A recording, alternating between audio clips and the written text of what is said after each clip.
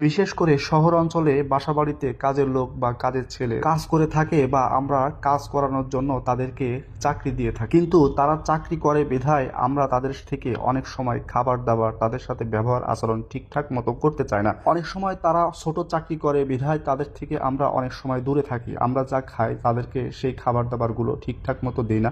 আমরা অনেক সময় অনেক বড় অনুষ্ঠানে গেলে তাদেরকে এক সাইড করে রাখি।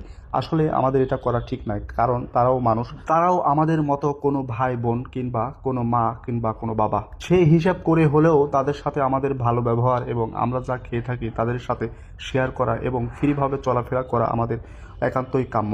এই ভিডিওতে দেখা যাচ্ছে একটি কাজের মেয়ে, সে ফ্লোর পরিষ্কার করছিল, তারপরে সে ক্ষুধা পেয়েছে। ক্ষুধা পেলে এখানে স্বামী স্ত্রী দুজনেই খেতে বসেছে। সেই সময় সে ক্ষুধার্ত অবস্থায় স্বামী স্ত্রী বসে খাবার খাচ্ছিল, তাদের কাছে খাবার চাইলো। আর সেই সময় স্ত্রী খুব ভালো মনের মানুষ, সে অনেকগুলো খাবার সেই কাজের মেয়েকে দিল, কিন্তু তার স্বামী এই বিষয়টা লক্ষ্য করে তার খাবারের প্লেটটা টান নিয়ে সে কিছু খাবার কমিয়ে রাখলো।